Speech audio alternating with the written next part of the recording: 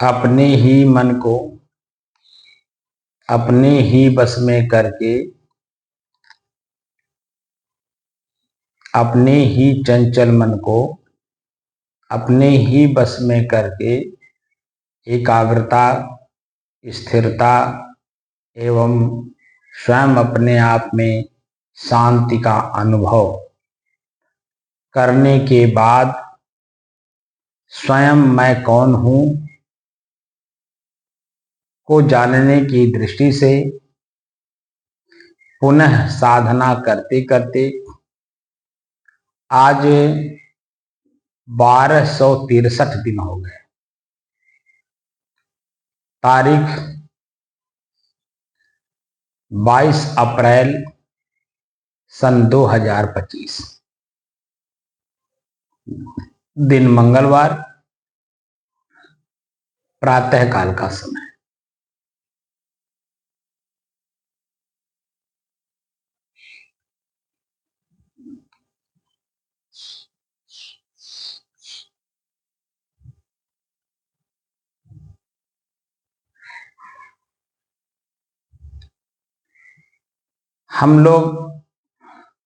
हम साधक जन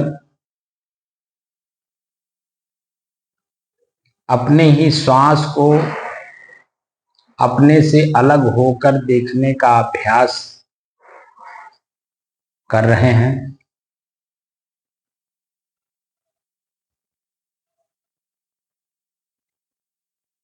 श्वास मेरे से अलग है, मैं श्वास से अलग हूं। यह अनुभव पूर्ण रूप से करना चाहते हैं।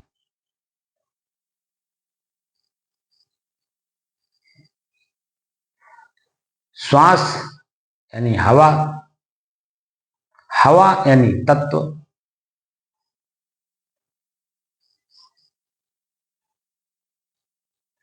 जैसे हवा अपने आप में एक तत्व है, वैसे ही मैं स्वयं एक निज तत्व हूं। जैसे पानी अपने आप में निज तत्व है, हवा अपने आप में निज तत्व है, अग्नि अपने आप में एक निज तत्व है, आकाश भी अपने आप में निज तत्व है, और मिट्टी भी अपने आप में एक तत्व है, निज तत्व है।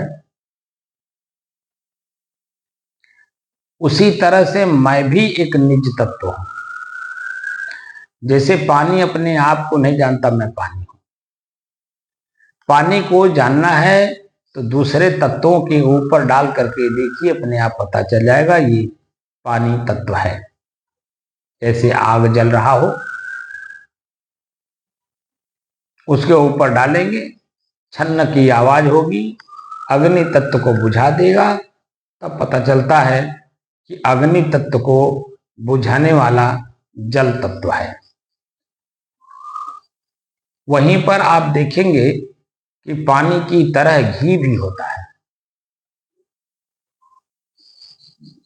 लेकिन मुहावरे में कहा जाता है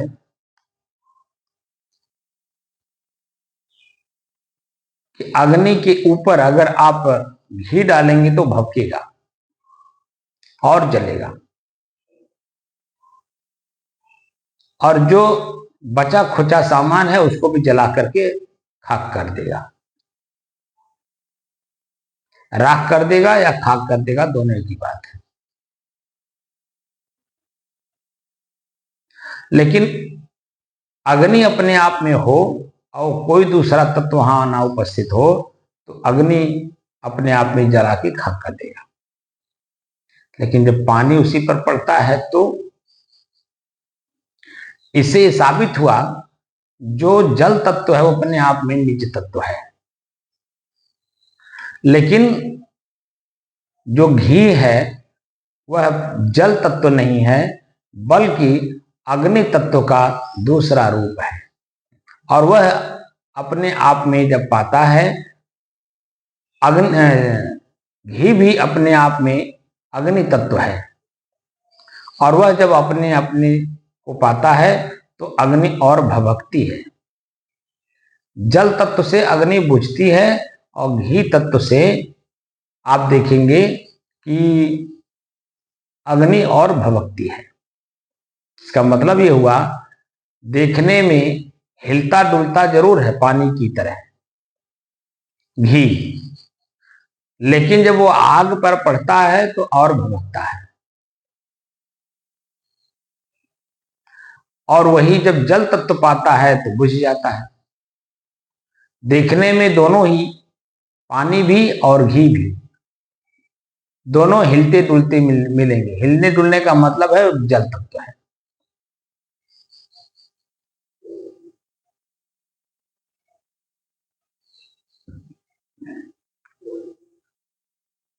मैं हिलडुल क्यों रहा हूं? जब मैं स्थिर वस्तु हूं, तत्व हूं, तो मैं हिलडुल क्यों रहा हूं? इसका मतलब है मेरे में कोई ऐसा तत्व है जो मिल गया है, जो मुझे चंचल बनाया हुआ है। यानी मैं हिल रहा हूं, हिल रहा हूं, इधर उधर चल रहा हूं।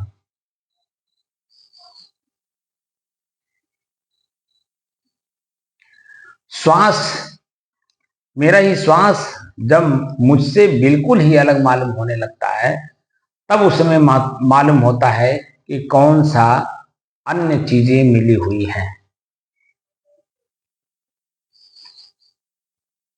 और वो समय समय से सहज रूप से हमें महसूस होता है। क्या? जैसे सुबह का वक्त है और सुबह के समय में वातावरण बिल्कुल नॉर्मल रहता है, तो हवा जो चल रही है वह भी बिल्कुल नॉर्मल है। हवा में धूल गर्दा मिट्टी नहीं है। इस समय में गेहूं की कटाई चल रही है तो उसमें कुनाई उड़ती है, जो गेहूं के डांट से निकल करके हवा में उड़ता है। तो वर्तमान समय में कुछ नहीं दिखाई दे रहा है, तो श्वास लेने में आपको किसी प्रकार की कोई दिक्कत नहीं महसूस हो रही। सुबह का समय है, 10 घंटे सूरज अस्त था। जब सूरज अस्त है तो हवा में कोई गर्मी नहीं, तो सूरज के डूब जाने से और 10 घंटे तक लगातार सूरज डूबा हुआ है तो हवा में कहीं किसी प्रकार की कोई गर्मी नहीं दिखाई दे रहा है।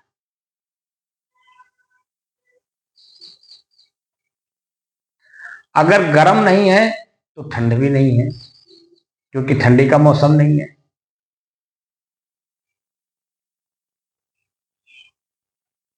और शीतल भी नहीं है।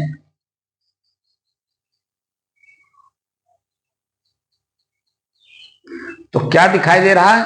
बिल्कुल नॉर्मल, ना गर्म है, ना ठंड है, ना शीतल है, बिल्कुल नॉर्मल है।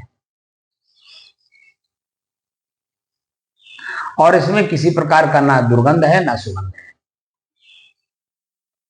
तो श्वास लेने और छोड़ने में मुझे किसी प्रकार का कोई कठिनाई महसूस नहीं हो रही है।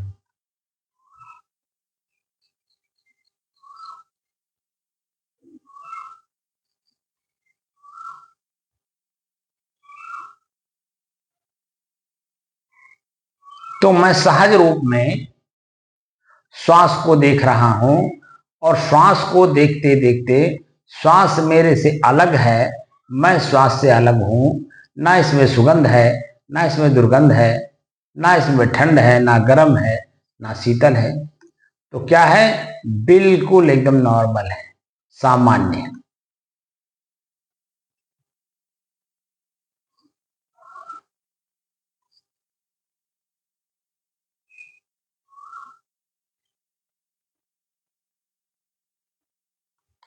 और मन में किसी प्रकार की चंचलता नहीं है, ना वो चिंतन के रूप में है ना चिंता के रूप में है, ना मन दुख का अनुभव कर रहा है ना मन सुख का अनुभव कर रहा है।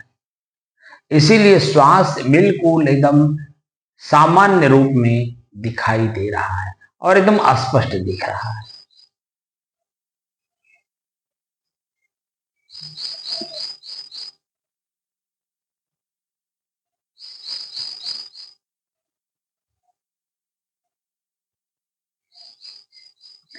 और जब श्वास नॉर्मल हमें महसूस हो रहा है, इसका मतलब है ना मन में किसी प्रकार की चंचलता है, ना इंद्रियां अपने तरफ खींच रही हैं। जैसे आंख देखना चाहता है, कान सुनना चाहता है, मुंह बोलना चाहता है, जीभ स्वाद लेना चाहता है, पैर चलना चाहता है, हाथ कुछ करना चाहता है, और लिंग भी अपना कोई विषय नहीं खोज रहा है, जिसको स्पर्श विषय बोलते हैं।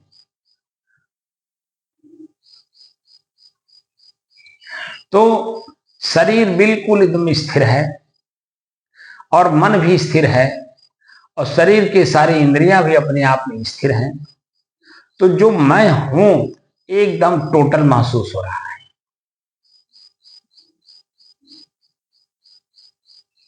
और श्वास को देखते देखते जो नॉर्मल आपका स्थिति बना हुआ है सामान्य रूप से, वह देखने के बाद यानी देखते देखते एक अवस्था ऐसी आती है जहां देखना ही अपने आप में बंद हो जाता है। मैंने कई बार उदाहरण दिया है, जैसे आप किसी बात को लेकर के चिंता करो, तो चिंता करते करते करते करते आप देखेंगे कि आंख की भौहें चढ़ जाती हैं। अब भौहें जब चढ़ जाती हैं तो वहां सामने से आदमी गुजर जाता है तो भी कुछ पता नहीं चलता है। कौन गया कुछ पता नहीं, कौन आया कुछ पता नहीं।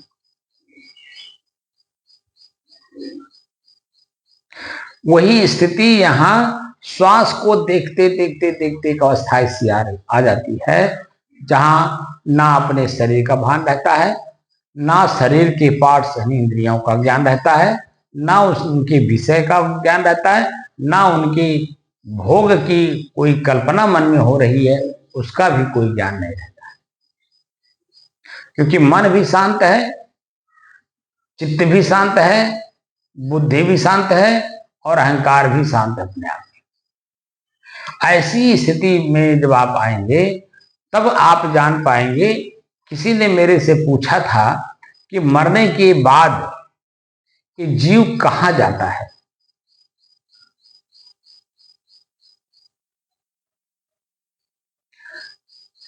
तो जब आप इस बात को एहसास कर लिए कि मैं स्वयं अपने आप में शुद्ध हूं, स्थिर हूं, शांत हूं और एकरस हूं,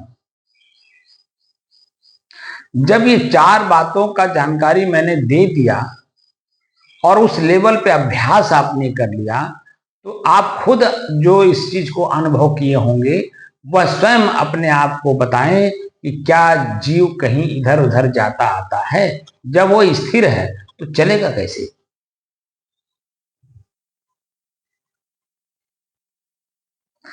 इसलिए जीव कहीं जाता आता नहीं है, बस जो है वही होकर के रह जाता है। जाने आने के लिए तो वासना की जरूरत पड़ती है, इच्छाओं की जरूरत पड़ती है, कल्पनाओं की जरूरत पड़ती है। जब यहाँ न इच्छा है, न कल्पना है, न वासना है, यहां तक कि अपने शरीर का आभास भी नहीं है,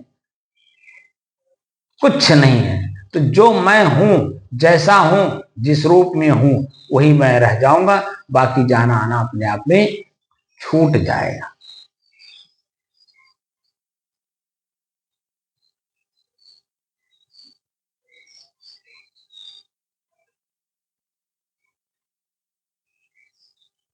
तो जो मैं हूं वही रह जाऊंगा। अभ्यास किया जा रहा है ये जो चंचलता हमारे अंदर में आई हुई है, ये चंचलता पहले खत्म हो और मैं अपने आप में शुद्ध हूं, स्थिर हूं, शांत हूं और एकरस हूं, इसका ज्ञान हो सके। और इसका जो ज्ञान है यानी जानकारी, वह बिना अभ्यास किए उसको आप जान नहीं सकते। शब्दों के माध्यम से कान जो सुनता है उसमें कुछ न कुछ प्रश्न कर देता है, जो ये बोल रहे हैं क्या ये सचमुच सच बोल रहे हैं। इसका मतलब है कान का विषय है शब्द, वह आपको उलझा दिया। और यही उलझन हम जन्म जन्मांतर से लेकर के आ रहे हैं। आज अगर अपने इसी शरीर की इंद्रियां, उनके विषय, उनके भोग को आपने त्याग नहीं किया और अपने शुद्धता की ओर, अपनी स्थिरता की ओर, अपने खुद के शांत होने का अनुभव या आभास या महसूस और अपने एक रास्ता का कि मैं कल भी था, आज भी हूं और आगे भी अनंत काल तक रहूंगा, पीछे मैं अनंत काल से चलता चला रहा हूं, मैं एक पथिक हूं, मेरा पथ मिल नहीं रहा है, मेरा मंजिल मिल नहीं रहा है, मंजिल न मिलने के कारण मैं लगातार चल ही रहा हूं और मंजिल है मेरा स्वयं का परिचय। तो अध्यात्म में हम लोग आए हुए हैं स्वयं का परिचय करने के लिए। अध्यात्म, अधि धन आत्म, अधि अधूरा शब्द है, इसको हम पूरा करते हैं तो दो शब्द अपने आप में बनता है, अध्याय और अध्ययन। अध्याय मतलब पाठ, अध्ययन माने खोज। तो किस अध्याय का हमें खोज करना है? उसी में है आत्म। आत्म शब्द का क्या अर्थ होता है? आत्म शब्द के 6 अर्थ होते हैं, स्व, स्वयं, मैं, निज, खुद और स्वतः। अर्थात मैं स्वयं कौन हूं, यह अध्यात्म अपने आप में खुद कह रहा है। और हम अध्यात्म क्षेत्र में आए हैं और अध्यात्म क्षेत्र में अपने आप का अगर परिचय नहीं हुआ तो इसका मतलब ये हुआ या तो मेरे में कमी है, मैं जानने के उत्सुक तो हूं, मोक्ष तो चाहता हूं, लेकिन अपने आप को जानना नहीं चाहता। और जिस दिन मैं अपने आप को जान गया, समझ गया और मैं अपने आप वही हो गया, तो जन्म जन्म का जो वासना लिए हुए हो पिछले, वह आज इसी जीवन में बीज की तरह, जैसे गेहूं का बीज है, चना का बीज है या अन्य किसी फसल का बीज है, तो वह अगर भूना नहीं गया है तो अपना स्वयं का जो वातावरण है वो पाएगा तो स्वयं अपने आप में अंकुरित हो जाएगा। और अगर भून दिया गया है तो कितने भी जबरदस्त उसके वातावरण में डाल दीजिए, वो जागृत नहीं होगा, यानी उसके अंदर में अंकुर नहीं आएगा, क्योंकि भून दिया गया है। अब भूनने के लिए आपको पता है आग प्रज्वलित करना होगा, बालू उसमें खूब गर्म करना होगा, जिससे कि जो भी बीज हम उसमें डालें वह 2 मिनट में जलकर वह भुन करके उसके अंकुर होने में जो सहायक तत्व हैं वो जल जाए, वो खत्म हो जाए, ताकि वो खड़ा होते हुए भी देखने में बिल्कुल वैसे ही रहेगा जो पहले था। लेकिन जब उसको आप मिट्टी में डालेंगे, पानी डालेंगे, जो उसका एनवायरनमेंट है प्राकृतिक, वह पाने के बाद भी अंदर से अंकुर नहीं जागृत होगा, क्योंकि भून दिया गया। ऐसे ही हम अपने आंख, कान, नाक, जीभ, लिंग, इनके जो विषय हैं, ये जो भोग हैं, ये इसी शरीर में रहते रहते जला करके खाक करना होगा। अब वो जलाने की कला सीखनी है। जलाने का मतलब खाली आग में ले जा करके डाल देना नहीं, जैसे आप किसी मुर्दे शरीर को ले जाके आग में डाल देते हो वो 1 घंटे 2 घंटे के अंदर में जल के खाक हो जाता है। आजकल तो इलेक्ट्रिक का भी सिस्टम हो गया, 10 मिनट में ही पूरा खाक हो जाता है। वो तो अपने शरीर को जलाया, शरीर के पार्ट्स को जलाया, लेकिन उसके उपभोक्ता को, उसके जो विषय थे उनको आपने नहीं जलाया। वह भीतर से जलाया जाता है। देखना होता है, जानना होता है, समझना होता है, उसके वास्तविक तत्व को समझना होता है, तब मालूम पड़ता है कि वह सब कुछ मेरे से अलग है और अलग के लोग, अलग की वस्तु मुझे परेशान किए हुए हैं।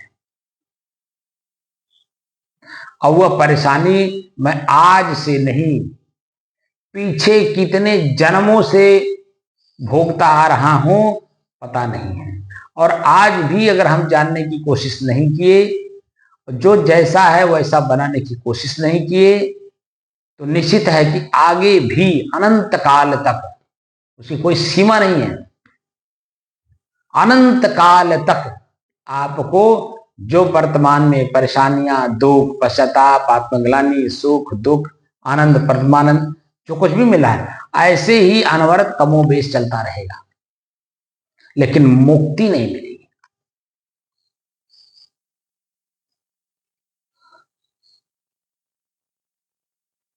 यह जो सामान्य रूप से कह दिया जाता है, हाई काम कर लो मोक्ष मिल जाएगा, हाई काम कर लो मोक्ष मिल जाएगा, हाई काम कर लो मोक्ष मिल जाएगा, वो मोक्ष कहां हो रहा है? बल्कि जन्म और मरण के जो सिस्टम है वो और मजबूत हो रहे हैं, क्योंकि लेन देन मजबूत हो रहा है।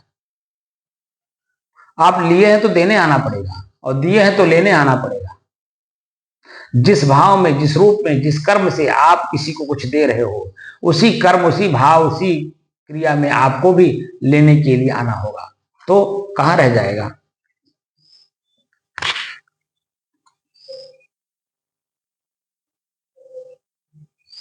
तो आपकी मुक्ति कहां हुई?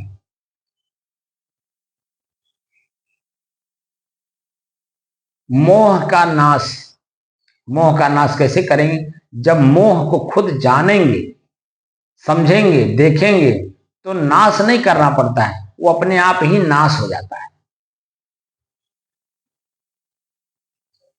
आपको नाश नहीं करना पड़ता है,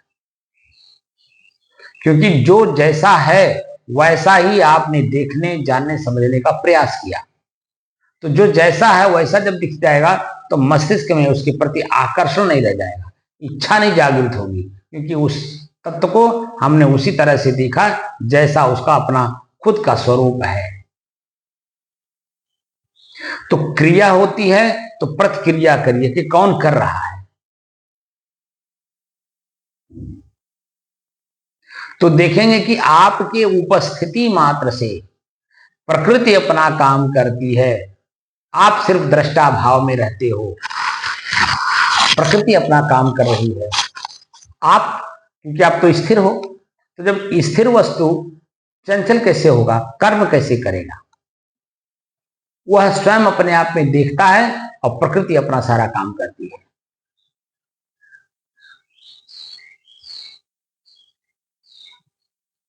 इसीलिए बहुत गंभीरता के साथ, स्थिरता पूर्वक अपने आप का पहचान करने की कोशिश करिए कि आखिर मैं हूं कौन।